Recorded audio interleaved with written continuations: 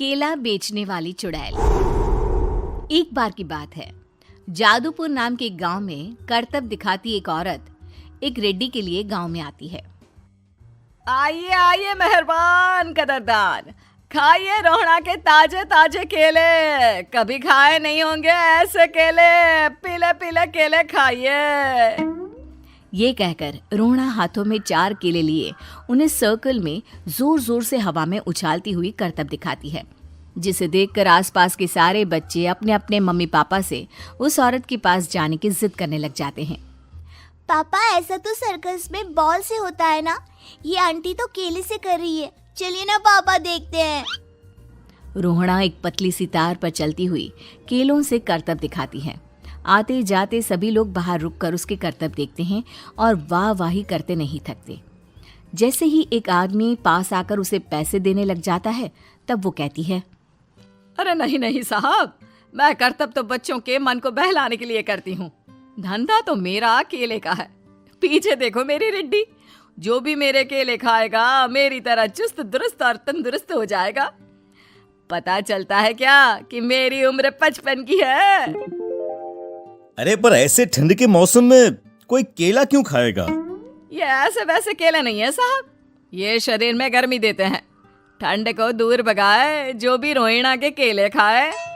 पापा, अगर मुझे केले नहीं मिले तो मैं घर नहीं जाऊंगी। तभी उसके पापा कहते हैं कि बेटा, केले ठंड में कभी गर्मी नहीं देते। ये सब कहने की बातें हैं, सामान बेचने का तरीका है इनका। पर पिंकी नहीं मानती। मैं केले खाऊंगी। पिंकी की जिद के आगे नत्थू हार जाता है और उसे केले खरीद कर दे देता है। पिंकी खुश होकर केले घर ले आकर खाती है। अब मैं भी करतब करूंगी, कितना मजा आएगा। जादुई केले। पिंकी पहला केला खत्म भी नहीं करती कि वो बेहोश हो जाती है। दूसरे केले से एक काला धुआं आता है और रोहड़ा चुड़ैल बनकर बाहर निकल आती है।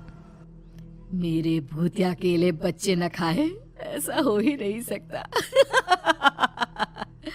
जादूपुर वालों, कब तक बचोगे? आ गई हूं मैं रोहड़ा, जिसका कोई नहीं कर सकता सामना। रोहड़ा पिंकी को गोद में उठाकर काले धुएं में कहीं गायब हो जाती है। शाम के वक्त नत्थू घर लौटता है और पिंकी को घर में ना पाकर उसकी माँ से कहता है, माँ पिंकी कहाँ है? अरे बेटा, उसे तो तू सुबह करतब दिखाने ले गया था ना, फिर कहाँ वापस आए तुम दोनों? मुझे लगा तू उसे अपने साथ मंडी ले गया होगा। हे भगवान, मेरी बच्ची कहाँ गई? मैं उसे घर ही तो छोड़कर गया था माँ। नत्थू गांव के घर कोने में अपनी बेटी को ढूंढता है, पर उसे वो कहीं नहीं मिलती। परेशान होकर आके रो रो कर नत्थू हिम्मत हार कर घर लौट आता है। अगली सुबह रोहड़ा फिर से करतब दिखाने आती है और इस बार पिंकी की तरह रोनी केले खरीद लेता है। 50 रुपए दिए थे पापा ने, सारे पैसों की मैंने केले खरीद लिए हैं। अब मैं भी आंटी की तरह ही करतबबाज बन जाऊंगा।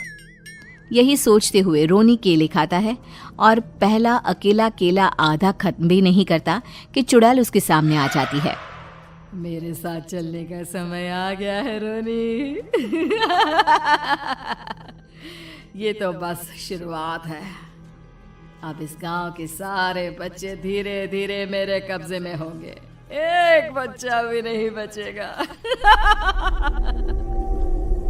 ये कहकर रोना रोनी को गोद में लेकर काले धुएं में अदृश्य हो जाती है। इसके बाद हर रोज गांव में से कोई ना कोई बच्चा गायब होता, पर ऐसा क्यों हो रहा है किसी को भी समझ में नहीं आ पा रहा था। रोज की तरह अपनी बेटी पिंकी की तलाश में नत्थू गांव के एक तालाब के पास बैठा रो रहा था। कहाँ गई मेरी पिंकी? शकुंतला के जाने के बाद एक वही तो मेरा सहारा थी। अरे उसकी आत्मा कोस रही होगी मुझे कि मैं अपनी बच्ची को संभाल भी नहीं पाया। नत्थू ये कहता हुआ रो ही रहा था कि तभी तालाब में से उसे शकुंतला की आवाज सुनाई देती है। कहाँ थी तुम शकुंतला? हमारी बच्ची और सारे गायब हुए बच्चे रोहड़ा के कब्जे में हैं। वो बच्चों को जो केले देती है उससे बच्चे बेहोश हो जाते हैं और उसके कब्जे में आ जाते हैं और वो उन्हें ले जाकर काली दुनिया में ले जाती है। पर वो ऐसा क्यों कर रही है? ये मैं नहीं जानती, पर उस दुनिया का रास्ता मैं आपको बता सकती हूँ। जहां ये नदी खत्म होती है वहां एक केले का पेड़ है, उसके नीचे एक दरवाजा है, वहीं से रास्ता जाता है उस दुनिया का। ये कहकर शकुंतला की आत्मा गायब हो जाती है। गांव के सभी लोग झुंड बनाकर उसी रास्ते से काली दुनिया में चले जाते हैं और वहां देखते हैं कि सारे बच्चे वहां काम कर रहे थे। पापा मुझे ले चलो यहाँ से। पापा पापा। सभी बच्चे अपने मम्मी पापा से लिपट जाते हैं। तो तुम लोग यहाँ तक आ गए? क्यों हमारे बच्चों को पकड़ लिया तूने? तुझे शिकार ही बनाना है तो ले, हम सब आ गए हैं, हमें खा ले।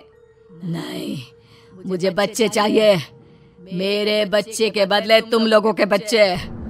क्या मतलब? मैं इसी गांव में रहने वाली एक औरत थी। केले की चोरी के इल्जाम में मेरे बेटे को गांव वालों ने इतना मारा कि वो मर गया। उसी दिन मैंने ठान लिया कि गांव वालों का भी वही हाल करूंगी। कुछ दिन बाद बेटे के चले जाने के दुख में मैं भी मर गई और मेरी भटकती आत्मा एक चुड़ैल बन गई। और फिर मैंने बदला लिया तुम सबके बच्चे छीनकर। बर्दाश्त नहीं कर पाए ना, सोचो मुझ पर क्या बीती होगी। हमें माफ कर दो रोना, पता नहीं ये किसकी गलती थी पर हम सभी माफी मांगते हैं। हमारी खुशियां लौटा दो, तुम भी तो एक माँ हो। गांव वालों की बात सुनकर रोना का मन पिघल जाता है और वो बच्चों को छोड़ देती है। उसके बाद काली दुनिया बच्चों के लिए जादुई दुनिया बन जाती है। अब कोई भी कभी भी